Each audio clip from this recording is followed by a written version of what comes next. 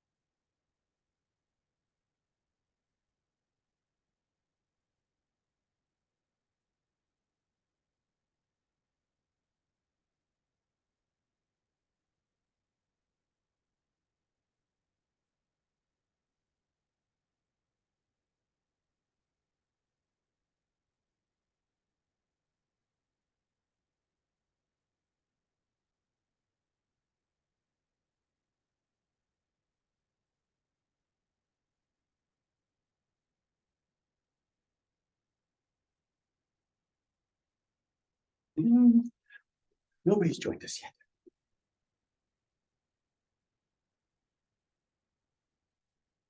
Are you?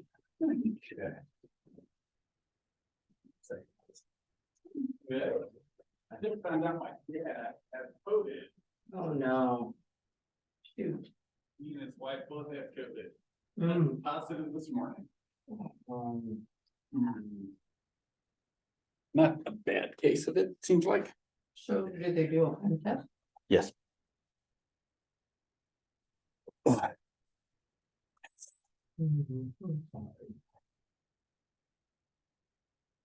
Fortunately, they've just been to the store. So they're stocked up. Good thing. Yeah.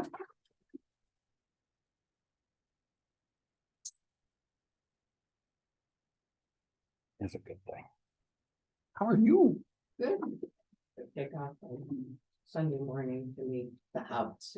Desert, some desert, but it's not a temperature. Yeah, could be super warm. 102. Could be. Right. And we're like, of course we want to go, we were invited, but it's kind of like. You know, Palm Desert is really lovely though. I think you're gonna like it. I don't think I've ever been there. Hey, Ken. There we go. It did some redirecting, so it was not as direct as usual, but oh well. That's weird. Yeah, so Glad let's you see. could join us. Let's I see. have Sissy here too. Oh, Hello. yeah. Oh, that's right. It isn't purely Zoom. It's just, yeah. Yeah. Okay. And you are, let's see, is that in our, So I'm actually in the conference room direct where we do a adult forum on Sundays. right. I recognize that bulletin board back there. All right. So it's you and Sissy so far, huh? So far. Mhm. So far. And you, as you said, it was a lunch bunch, so I've got my lunch here. So Excellent. Me too. Yeah. I'm expecting Carla, but Mhm. I don't know. Ron's off hiking. Oh, good. I heard the men's breakfast was very well attended. Yeah, we were 12. That's what I heard. We were 12 and there were more waiting in the wings. What? Well, we could have had more. Oh. But they were, it We wasn't had- like you didn't let them in. Mm-mm. Invite them to your table. It's like they were waiting in the wings and we didn't let them in. Ran out of room or something? We were adding tables. I love it when that happens. Yep. Who was there that wasn't there before? Some new people? Gary. Hmm. So Gary was there. Yeah. Sometimes he doesn't. But it was the usual suspects. We just had all of the usual suspects. Usually we're missing one or Ron two. hadn't been going for a long time. Yeah. I can remember the last time we had 12 people. And if That's I what wasn't we were there, saying. who's, yeah. it's- Well, I think we're going to get started. Okay. Why don't we start with prayer and then we'll see where we go from there. All right. Oh, thank you, God, for your word that is before us, for the power with which it can speak into our lives, for the hope it can instill in us. We ask your blessing on our time, that it might be fruitful for you and for us. Amen. So we're going to divide it up into a couple of parts. One will be looking at the kind of the table of contents of the Bible and kind of seeing how that's organized. I have handouts.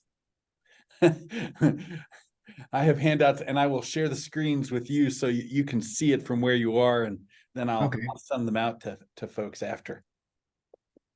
So, and then we'll do that for about 20 minutes, maybe 15 minutes. And then we're going to actually pick one of the great passages and spend some time with it. Because learning about the Bible is not the same as reading it together. So I want to make sure we do that. And then we'll do that for like 15 minutes. And then we'll decide what we're going to do for the next little bit. Lots of choices. I want to do what makes sense. So does that sound like a plan? All right. So my first handout is called Finding Your Way Through the Bible. And let's see which one. Where is it? Can I take one? Oh, yeah. There it is. So let me share that with you. I love Zoom. As long as we can figure it out. As long as you can navigate your way through. Can you see that? Yes. Excellent. So this is kind of a walk through the table of contents in your Bible. So if you've got your Bible handy, you can open up to the table of contents. I should reveal one of my biases about reading the Bible. I believe the Bible that we use is meant to be worked with. So it is not uncommon for me to highlight or to bracket things when I'm spending time with the Bible. You should feel free to do the same because it's yours. Make it work for you. So one of the things I love about this view, finding your way through the Bible, is it tells you how much of what percent of the Bible it is in each column, which is kind of interesting. I hadn't seen that before, and I kind of like it.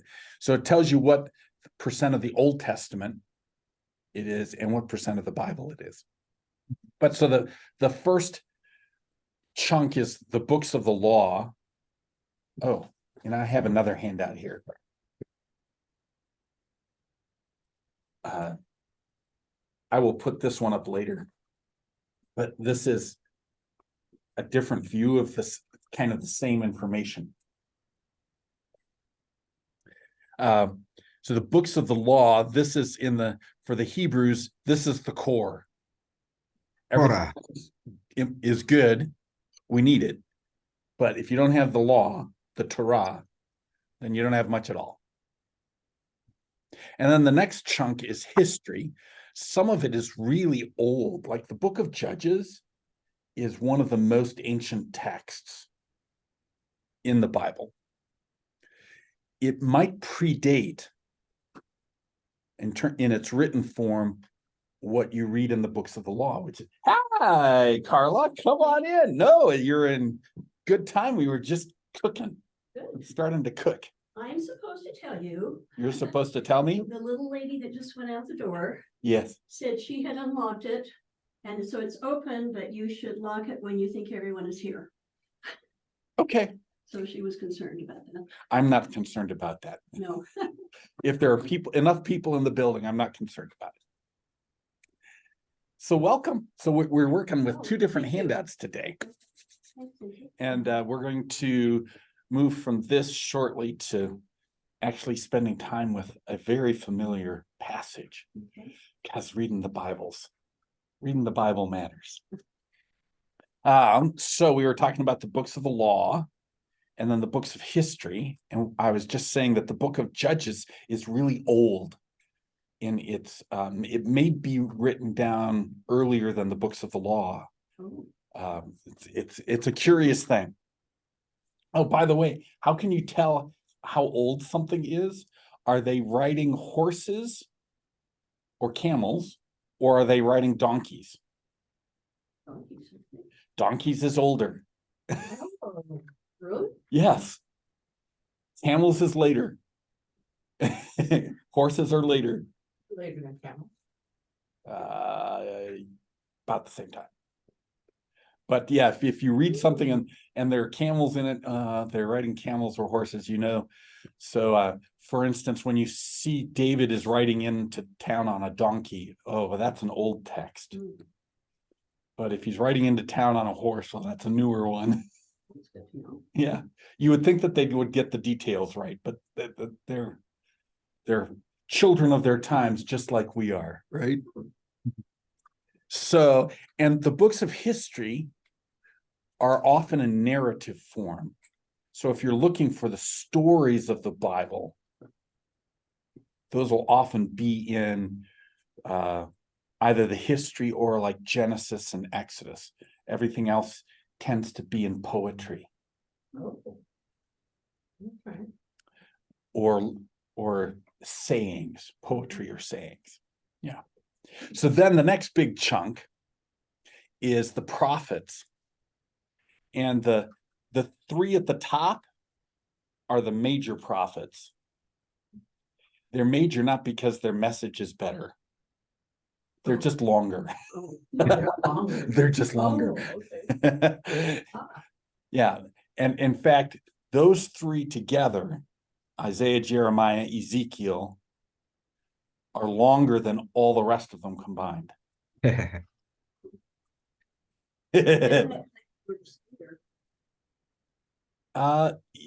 Maybe, but also because sometimes they were prophets over a longer period of time. Oh. So, for example, Hosea,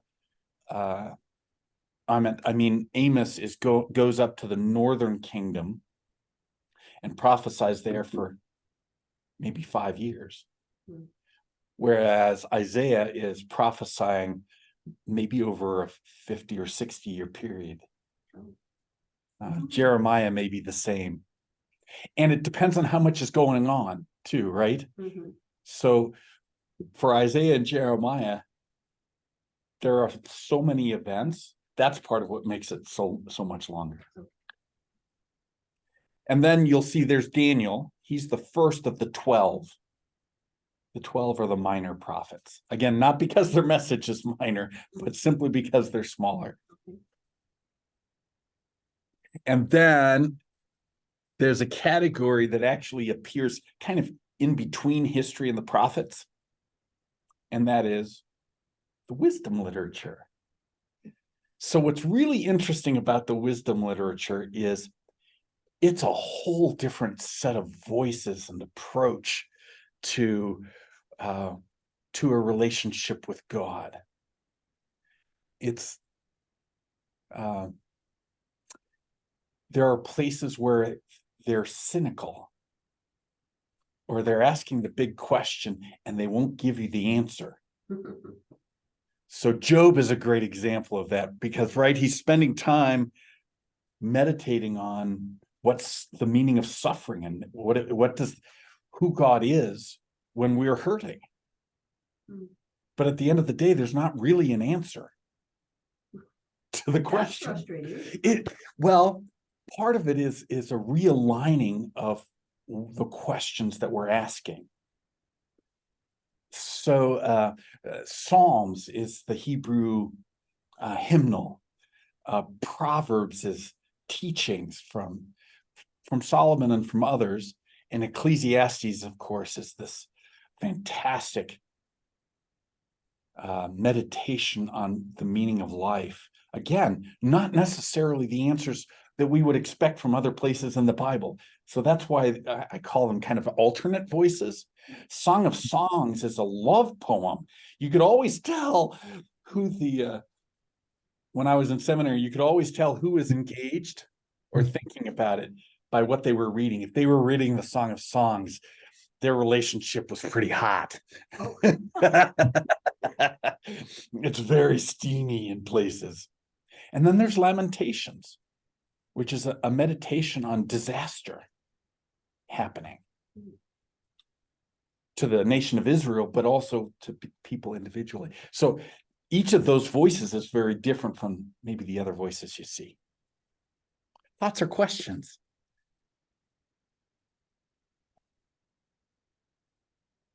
It's pretty interesting. Very interesting. Yeah. I don't think I've ever heard this. No. So keep in mind the questions that you're asking or the thoughts you're having, because when we get to the end and we're thinking about what we want to do next, we can kind of answer particular questions that you might have there in a longer setting. All right, so let's look at the New Testament. So you'll notice how much of the Bible is Old Testament? 78.6%. So the New Testament is just 21% of the whole Bible.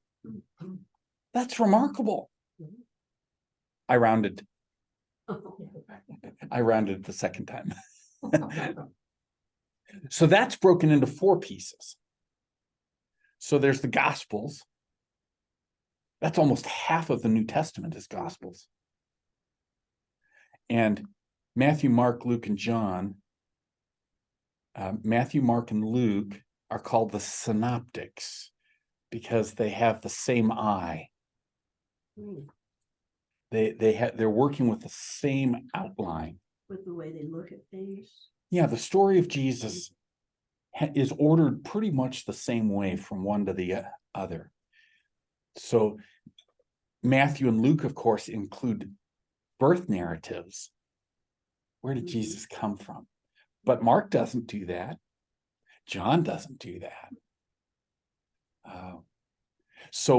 And then John is unique. So if you're playing which one of these things is not like the other, John is always the answer. The chronology is completely different. It is not at all like the other. There are some similarities that are really interesting, but the stories are just all from different perspectives. So in fact, that's one of the reasons you might ask, so why do we have 4 of these? And the answer is this different perspective idea. So I want you to imagine a football game.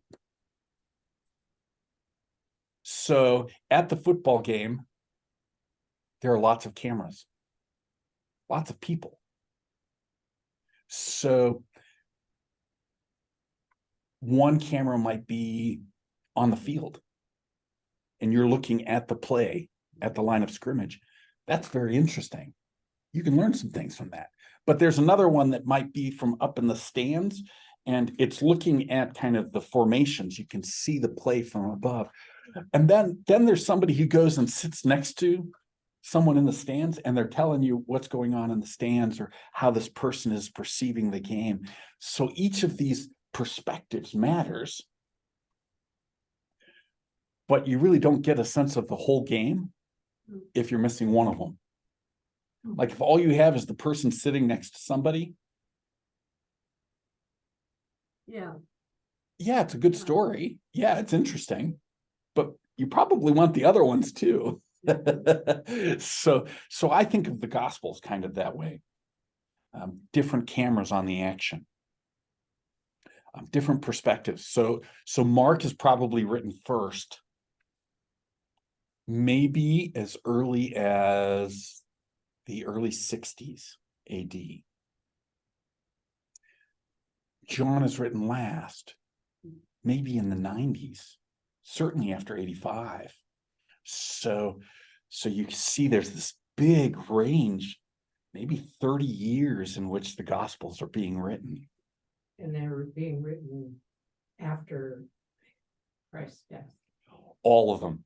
And so then are some of the things that happened are taken as kind of hearsay, like people who must have told the authors of what happened then, because they weren't alive then. Is that correct? All of the authors of the Gospels were alive when Jesus was. Were they alive when they wrote So depending on who you talk to, yes and no. And it depends on where you want to date things, right? So Mark is clearly the first because we know Matthew and Luke had Mark sitting in front of them. Oh, really? Something like 85% of Mark is in Matthew, and something like 65% is in Luke. Oh. Now, there are little changes they make because they're writing from their own perspective. Probably Matthew and Luke are being written maybe 10 years after Mark, maybe somewhere around 75. And so Matthew and Luke, in addition to those, to Mark, they're also sitting with things that only they each have. And then there's a document we don't have that Matthew and Luke both had, that it was about Jesus's teachings. And we think it was notes someone was taking while he was teaching. How do we know that? Because there are things that Matthew and Luke share in common that aren't in Mark. Well, where does that come from? And then, I don't know if you've heard the story of the Gospel of Thomas. Oh, yeah. It's very interesting. It's a set of teachings that was discovered in Egypt. It was one of those times where someone was digging a well and they broke through and they looked down and there's all these clay pots down there. And that's what's called the Nag Hammadi Library. And it included a lot of things that ended up being burned by later Christians as heresy. But it was so helpful to us trying to understand. So there were scrolls in the. There are scrolls in the pots, which is the perfect way in a dry climate to keep things. And the Gospel of Thomas is one of those. And there are places where it diverges from teachings that we have of Jesus in the Gospels we already have. And there are places where it's the same. So the dates that you said about when these were written, so like the authors, so are we saying a single author is writing that, or? Well, so you've asked a very good question. Probably Mark, Matthew, and Luke is a single author. They're too cohesive. It's hard to imagine them being written by more than one person. And so, given you said that they were alive at the time Jesus was alive, so like how old are these people when they're writing? Well, so Mark is probably a teenager when Jesus was alive. And why do we think we know who Mark is? Because in the garden, remember when they come to arrest Jesus? Mhm. And there's this person, the soldiers grab his cloak and he slips out of his clothes and runs away. Buck naked. And that's Mark. We think that's Mark. Oh, It's the only gospel that includes that detail. Oh. And we know later that his mom, I think it's Susanna, owns the house where the early church is meeting. oh, And John Mark is her son. John John. Mark. And John Mark goes traveling with Paul and with Barnabas later. So it's interesting to have, and that's from the book of Acts. So John Mark probably did write the Gospel of Mark. and so we're thinking that what you said, he was a teenager, so he's in his 60s when he was writing probably? Yeah, so Jesus died. All right, I have another handy dandy thing for you guys. All right, so I'm gonna pass this to you guys. And the reason I'm asking this is. Yeah, no, it's I've never interesting. I've never really thought about, so we just. Here, I'm gonna accept change these- what I'm sharing here. We accept these stories, and now as you're talking, I'm thinking, so like, was a 90-year-old? I can maybe see the paper version on Sunday.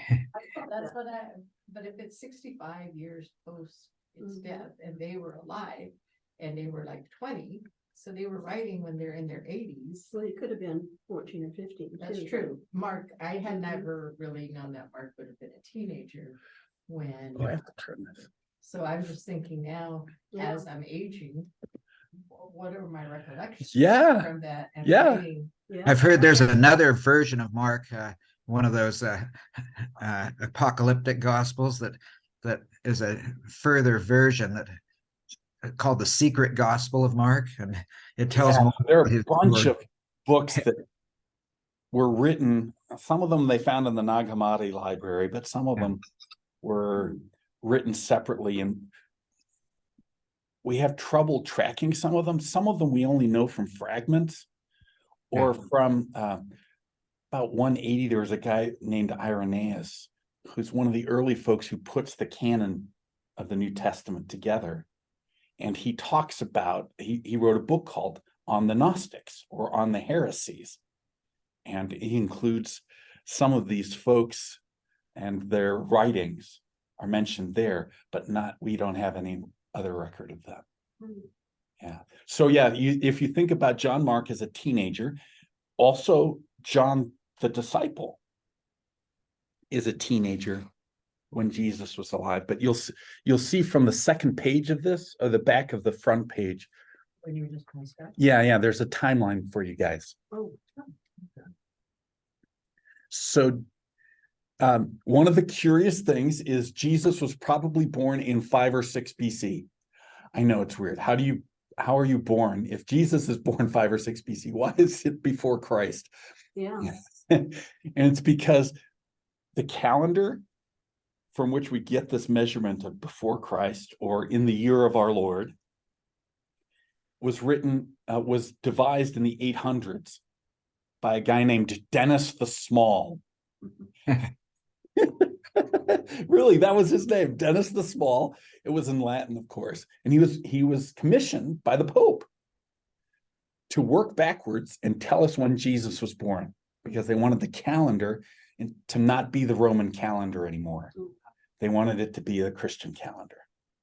And so Dennis did pretty well, but he was off. And we know that from astronomical evidence.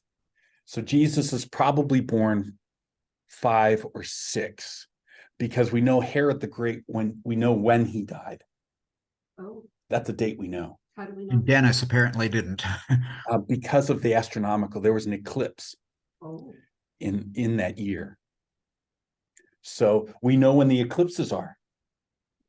That doesn't change. So we also know those dates from Chinese observations mhm. of the sky. So Herod the Great dies after Jesus is born. So then you back it up a year, maybe two. And that's when Jesus was born, which puts his crucifixion and resurrection at about 28. So then your question, no, he was 33 when he was killed. Yeah, but if you take 28 minus 5 or 6, that only makes him 23. Let's see. Remember that there's a year you're missing.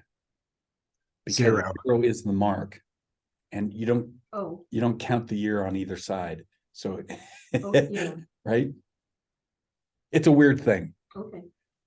It's a weird thing. But still, if this is at 28, Well, right, whatever date you fix for his birth, so if you say 5, mhm, 5 plus 23.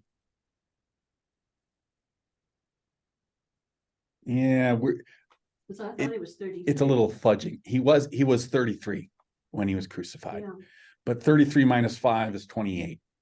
okay. So that's how I got to 28.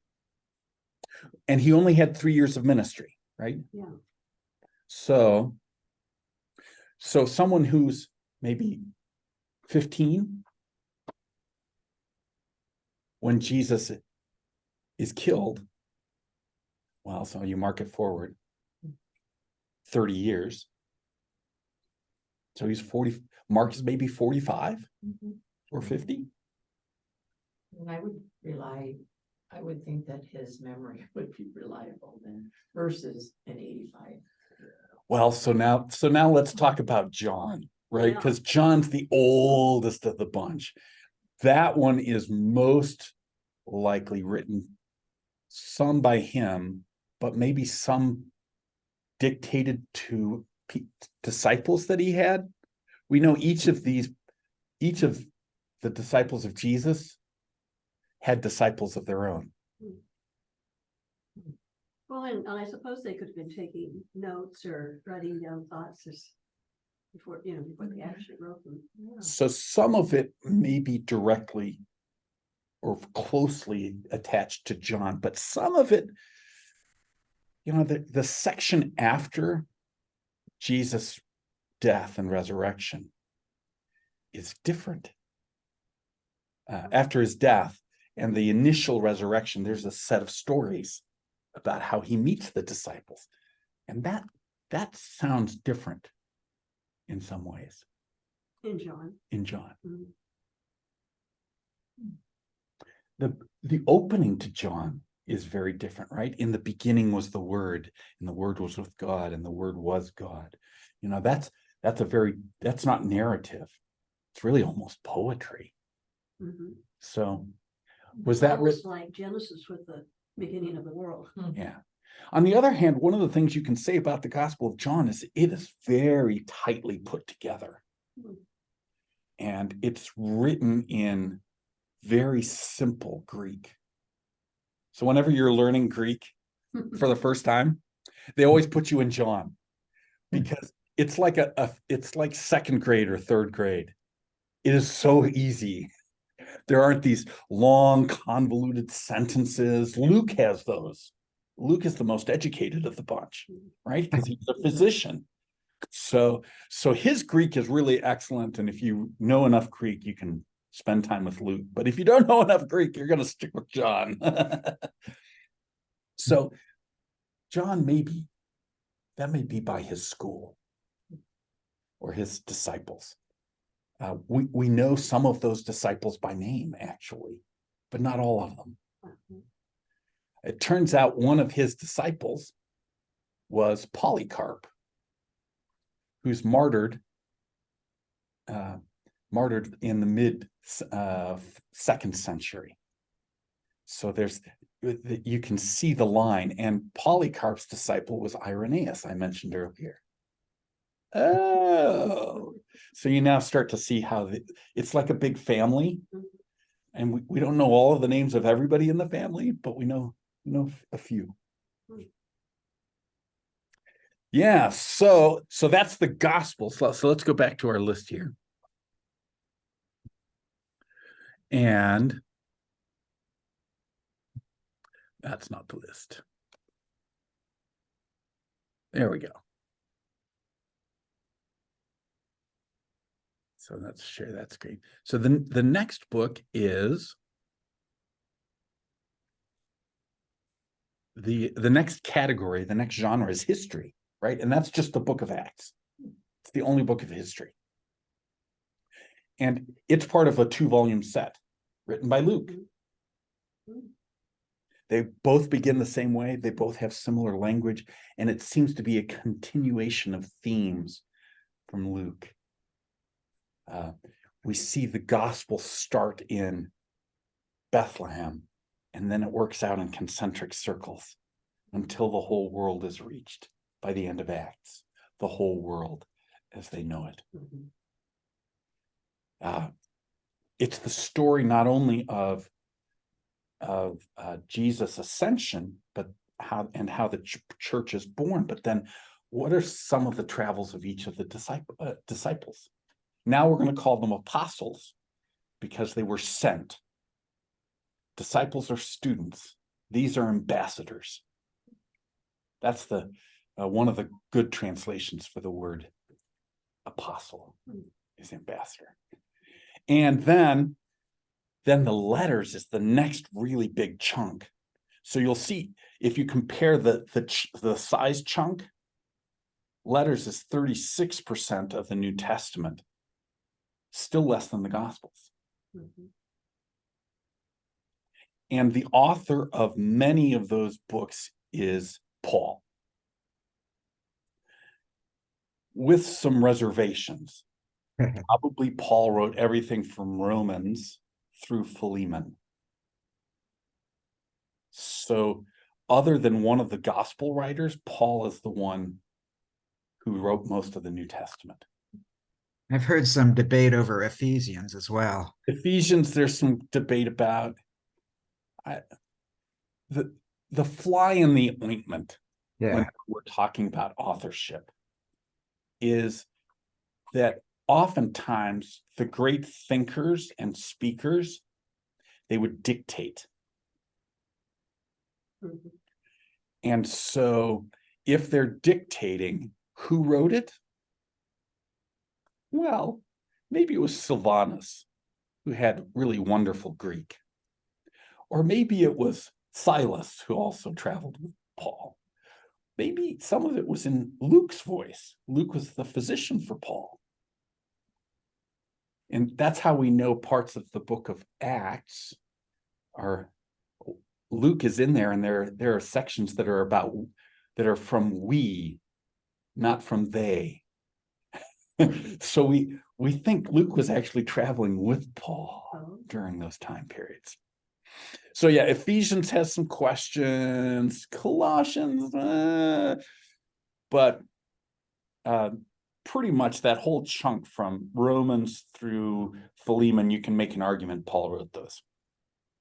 Hebrews, we don't know who wrote Hebrews. Nobody does.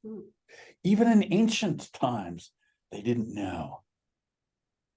One of the earliest scholars is a guy named Origen, and he says, we don't know. He's writing in the 300s. We don't know. James, we usually give credit to Jesus's brother, James, writing that. He was the head of the church in Jerusalem. And he was also known for being a little rigid. He was very much into practicing his faith, and he wanted everybody to practice it and practice it well. So James holds our feet to the fire. Luther didn't like James. He called it the straw gospel because it talks about faith and works being equal. And for Luther in the Reformation, it was all about faith. We're saved by grace through faith. There's none of this works business. Works are our response to God's grace. So James holds our feet to the fire. And then we have Peter and John and Jude round out the list. Jude is another name for James in the list of Bible of Jesus' disciples. See, there are two different lists. So you have to kind of, whose list are we going to go with? Probably. Process of elimination, you only have 12. You can say, well, Matthew's the same. And you work your way down the list, and we're left with Jude and James. And then the last one is called Revelation, of course, and that kind of book is apocalypse, which means revealing, the lifting of the veil. And in it, we have a set of visions, a vision that is given to John the disciple. Is it John or is it part of his school? This is another one. Written late. Wonder, did John write this? It's certainly written from his perspective. And it's like a big movie. The thing to do is to imagine special effects while you're reading the book. And you have to kind of visualize it because the clues to the meaning are in the visualization. So it's a very different book. But at the end of the day, the theme is God wins. And because God wins, we do too. So there you go. You've been all the way through the whole Bible. Well, I've read it all the way through, but it didn't mean that to me. So that's how the Bible is kind of broken apart a little bit. Whew, time's flying. So I thought we'd spend time with Psalm 23 today.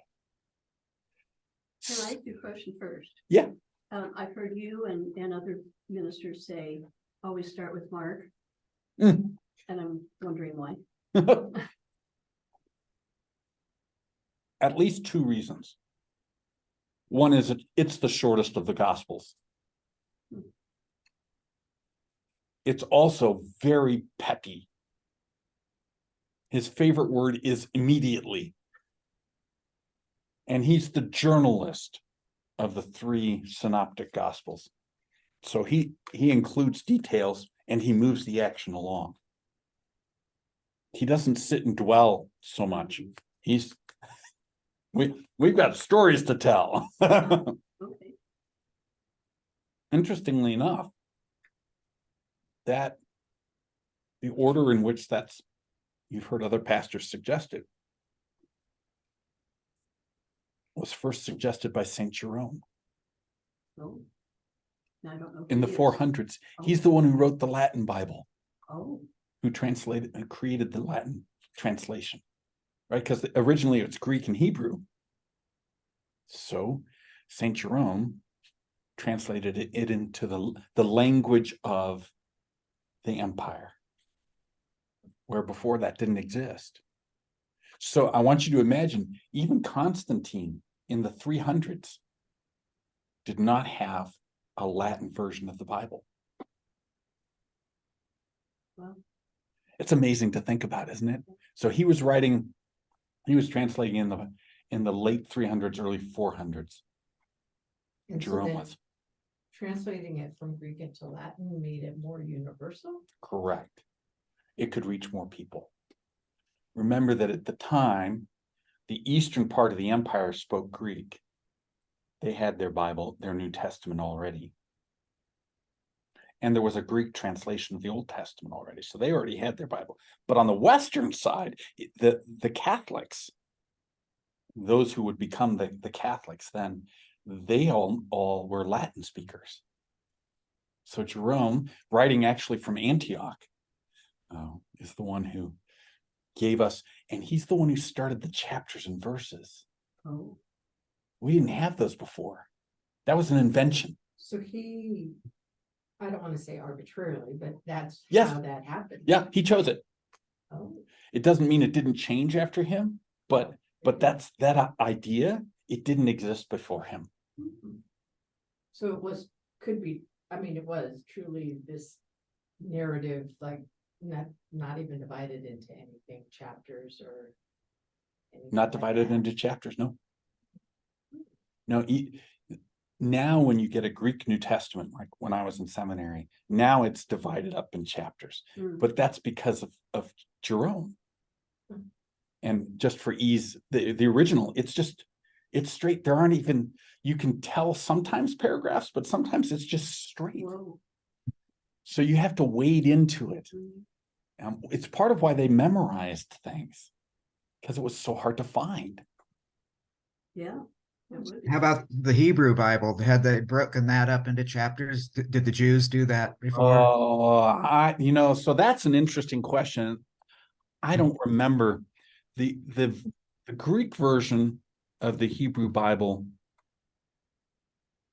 was written in about 200 BC, maybe 150. Depends on where you put the numbers, right? But it was written by 70 Septuagint. It means 70. And there were 70 translators. And the story is told that they each went away to translate, and they came back with exactly the same text. Okay. Now that's the legend, right? But the idea is there were 70 translators. Wow. And 70 is an important number. It's the number for the number of elders in Israel.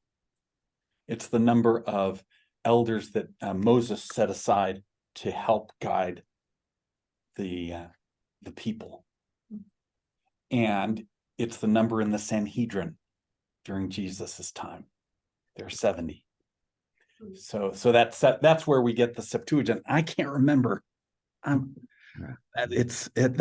You've stumped the pastor. Look it up, yeah. You stumped the pastor. I suspect that the Jews had set something up sometime when they were in Babylon. That was when they went into a deep study mode. And the Talmud comes out of that study mode that they were in while they were in exile. So it wouldn't surprise me if they'd come up with a similar system during that time period. Sure, it makes it easier to find what each one's talking about. I'm talking about so-and-so. Yep. Yeah. And the Talmud is the oral tradition around the Bible, the Hebrew Bible. So, of course, if they're teaching it, they would want an easy way to refer to same places. Very interesting. Yeah. Those are good questions. Well, I want to keep the promise that I made that we would go 45 to 50 minutes. Oh, I thought we were going an hour. Well, are you good with going an hour? Or are you I'm fine. 50? I'm fine. You okay? All right, we'll do an hour. That's fine. Very good. Well, some people, if they have a lunch break, they have to move on to other things to get ready or to travel or walk to the other thing. So, all right, so let's spend a few minutes with Psalm 23, because I think you'll really like it. My favorite. It's one of my favorites too. So Psalm 23, it's in the section of the Psalms that are the trust Psalms. So starting with Psalm 23 and going through Psalm 27. But we're going to spend time with Psalm 23. Would one of you like to read it for us? Well, I didn't bring my Bible. So I've got extras. Oh, Would it's you- okay, I can just listen. Okay. Want me to read it? Yes, please. A Psalm of David. The Lord is my shepherd, I shall not be in want. He makes me lie down in green pastures. He leads me beside quiet waters. He restores my soul. He guides me in paths of righteousness for his name's sake. Even though I walk through the valley of the shadow of death, I will fear no evil, for you are with me. Your rod and your staff, they comfort me. You prepare a table before me in the presence of my enemies. You anoint my head with oil. My cup overflows. Surely goodness and love will follow me all the days of my life, and I will dwell in the house of the Lord forever. So beautiful. What are some things you noticed as you all were reading or listening? Well, it's the first time I've really thought about, though I walk through the valley of the shadow of death, as I'm not dying now, but I know that I will someday. Oh, sure. I've never thought of that before. Sure. The key word you drew our attention to is through. Mhm. You know, if we were going into the valley of the shadow of death, that's what we would say. Mhm. But we're just walking through. You know, we like to believe we're immortal, but there's danger all our lives. And so we're always in that shadow. Sometimes we're more aware of it than others. Yeah. There's an apocryphal story about a pastor who was driving down the road with his kids, and he was trying to explain death to them. And one of them had asked a question, right? And when your kids always ask the questions that are stumpers. And he, drawing on this passage, he said, well, I want you to look over at the truck next to us. Would you rather get hit by the truck or the shadow of the truck? And they said the shadow of the truck. And he's like, that's right. When we are in God, the truck doesn't hit us, just the shadow. And he's always giving me things, would you rather? Would you rather? So that's a would you rather. Live forever and get old, or would you rather never get old? Things like that. Mhm. She comes with upper stuff all the time. What else struck you as you were reading along? I'm questioning on, even though it's referring to the Lord as my shepherd. Mm. So the rod and staff, Mhm. they comfort me. I'm trying to think of what that would mean. The rod and staff, the support, the shepherd and the sheep. What analogy is that? Well, a shepherd always has a staff. Yeah, and you've seen kind of the old-fashioned staffs, and they have a hook at the end. That's for guiding. If the hook is there so you can grab the sheep and help it go a different way. So when we're thinking about your staff comforts Okay. me, I know that I know that you'll guide me. Even if I'm going the wrong way, I know you're going to help me go the right way. And then a rod is the rod part of the So- staff? The street. No, it's a different thing. It's about 18 inches long. And it was, if you could afford it, it was made of metal, but it would have knobs on it. And it was kind of like a short, really thick club Keep away the wolves. to beat off the predators. So the staff for guiding and the rod for protecting. I never knew that mean. Yeah. Yeah. Your rod and your staff, they comfort me. And then the preparing a table in the presence of my enemies. So when you're in the presence of enemies, would you think that it's going to be peaches and cream or mayhem and foolishness? Probably mayhem and foolishness is what we would expect. And here we are, we're sitting down to dinner. It's a very interesting phrase, isn't it? You But it's, so the Lord is preparing a table. Which and means we- he's providing, I would think. providing the food. And in the presence of my enemies. Still can't figure Well, out the would that reasoning. have something to do with the idea that you love your enemies and I don't know. Or that you have to deal with them? Is that Well, gonna except, be you there? know, maybe accepting them and looking at them in a different way. I don't know. What do you think? Maybe, Hmm. maybe. I haven't thought that thought before. I love Bible study.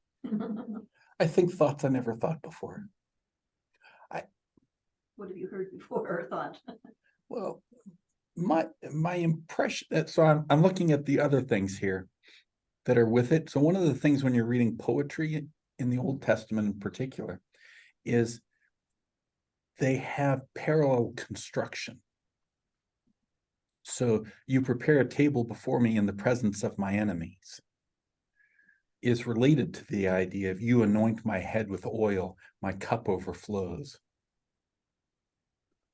And so that sense of God's providence, I think, is part of what's there when we're thinking about the table in the presence of my enemies.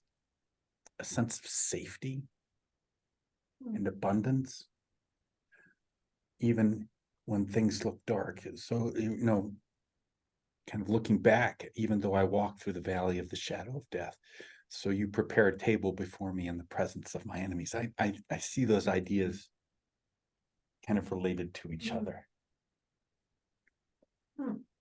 So at this time, was there a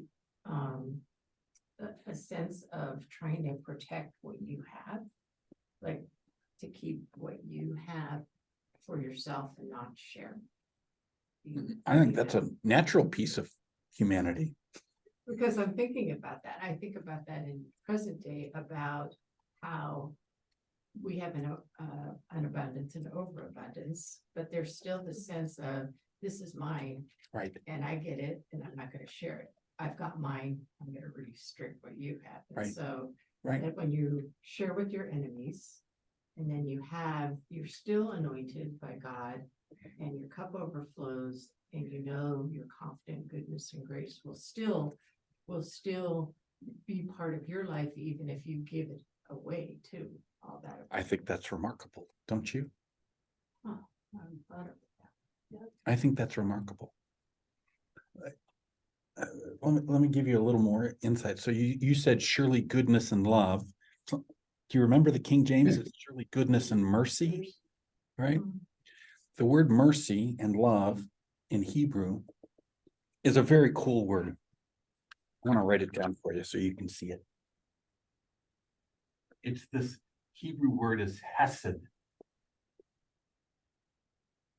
you have to hesed. Hesed.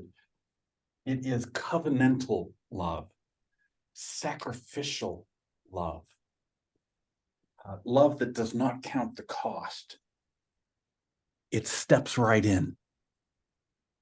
Chesed.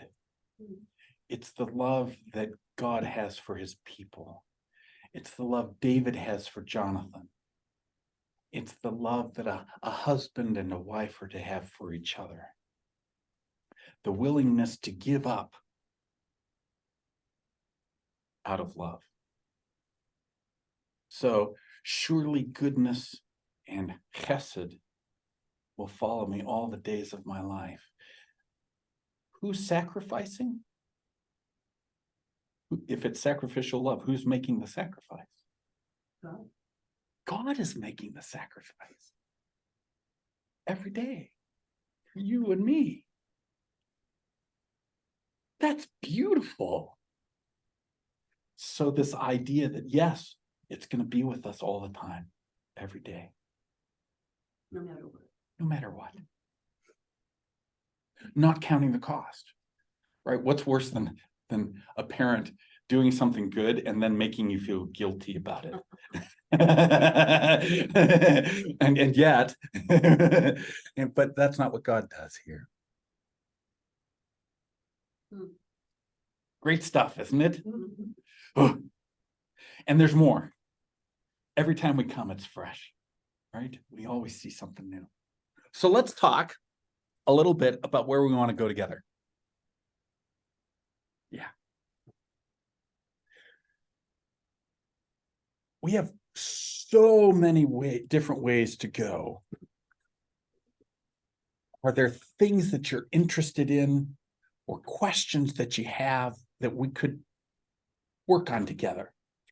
Let's brainstorm for a couple of minutes and then we'll make a choice. Questions you have or things you'd like to learn? Well, I had Mark in my mind just because, my earlier comment, but. Yeah. It's good stuff.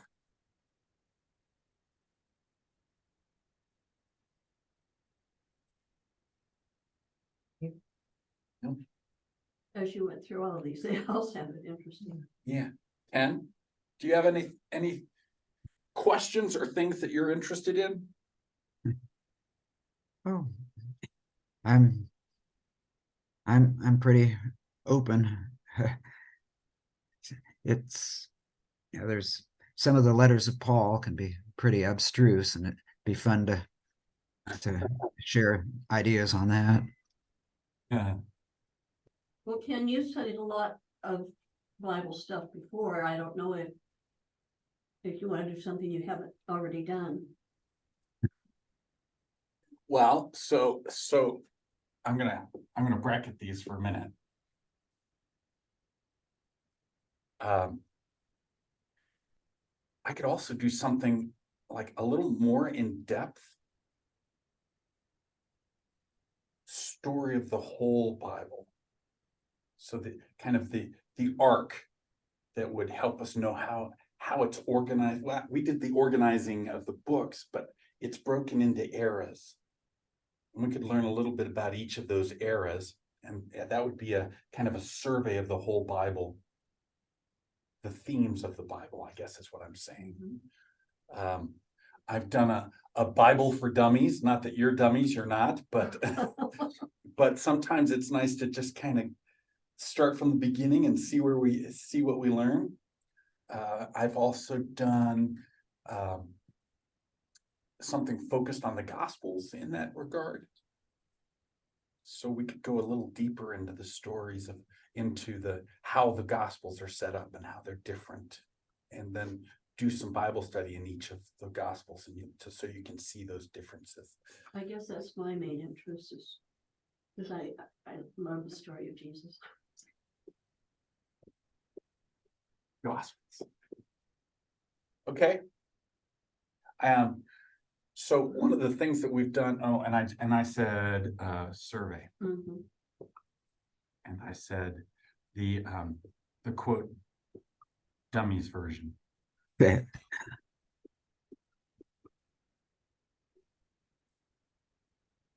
So if you were going to pick two, Ken, what would you pick? Well, I may be indecisive, but I also seen a lot before, so it's like it'll be interesting to see what I don't know already. But if others have stronger feelings, they ought to have. I'll be flexible. They ought to speak up. So what I would like from me personally is to see interwoven into whatever the general topic is I guess hearing rationale for why the Bible is still the basis for our faith, given our modern knowledge, and Absolutely. like when people argued that, well, it's biblical, that's how we need to that's why we need to follow this, but then convincing us as really thinking Christians, how do we reconcile some of the discrepancies? Like when you said perspective, these are different perspectives. It's like, well, I know that certain people chose then what perspectives to represent. And my question, and I know the answer partly is, there were women that wrote gospels, correct? Or wrote narratives, and those were not chosen to be part of the Bible. Is that correct or not? Well, so authorship is tricky in New Testament, in ancient times. Why? Because they all want to have somebody important's name on their document. So even something like the Gospel of Mary, which is one of the Gnostic texts, might not have been written by a woman. I didn't What know about that. Because Mary Magdalene was so important. Was that written by Mary? Might have been written by a guy who thought, oh, Mary Magdalene's important. I want her name on my piece. So authorship is a difficult thing to ascertain sometimes. And it's nowhere more complicated than in things that are very short, because you don't have many hooks to hang your hats on. You don't have things to go and check or corroboration between works. What were you saying, Carla? I was just wondering who wrote the Book of Ruth. Samuel's usually given credit for Ruth. Now again, right, authorship, do we know? But traditionally, Mhm. Samuel is, why is he given credit for that? It turns out it's in the time of the judges. Samuel is the last judge and the first prophet. Mhm. So he's usually given credit for the book of Judges and the book of Ruth. And maybe 1st and 2nd Samuel. But there's a piece that happens in those books that's after he dies. So we know there's more authors there, right? Mhm. Yeah. So absolutely. Every week. And interwoven, I'm going to add this. There's another piece that you'll see every week, and that is, how does this work in our lives? Or better yet, how does this change us? It's the so what. So we read that. So what? How are we different because of that? Good. All right. I'll tell you real honestly, I have trouble believing in God. Yeah. Just because, I mean, I can't even fathom what it is. And, you know, to me, Jesus taught us the way to live our lives. Yeah. And that's why it's so important to me, but I guess I'd like to learn more about why is it we actually believe that there's a greater power. Because that's a big question for me. It's a great question. It's a great question. I think you're going to find that's going to be another theme of all the whatever we do. Because this piece is something we have to find our way to. Mhm. Are I'm there still answers working out on there? it. Are there answers out there? Well, sometimes I'm not sure. Yeah. Sometimes I get really mad at God. And then what I've discovered is that that's okay. I'm still acknowledging God's existence when I'm mad at God. We're just not on speaking terms sometimes.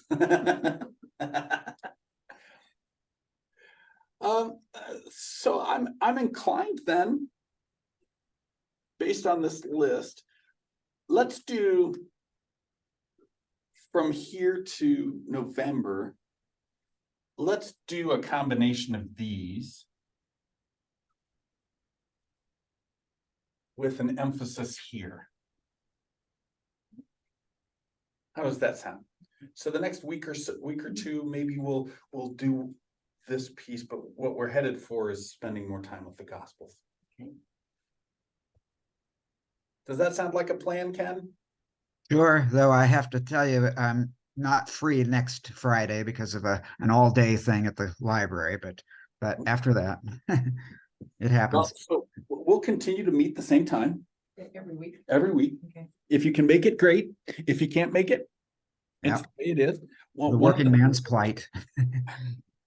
one of the things I'm going to do each week is I'm going to record it.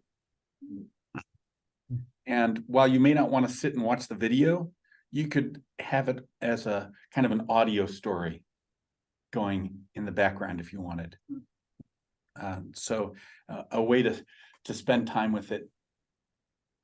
So if that works for you guys, then we'll, as you are able, let's gather about noon. I expect we'll add more folks as we go along. Okay, and then you can send me the link for where to find the video afterwards. Yeah. Yep. Good. So we're looking at the 13th. So we'll have lots of fellowship time and then Bible study. And then the 20th, the 27th. Uh-huh. And then November 3rd, the 10th.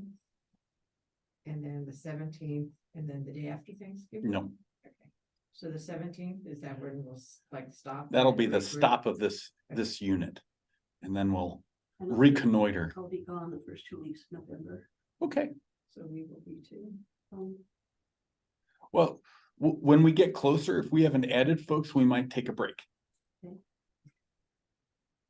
But So right now it's, so every Friday at noon. and so is the Zoom link, recurring? It is a recurring one. So the same Zoom link will work every week. Right. Yeah.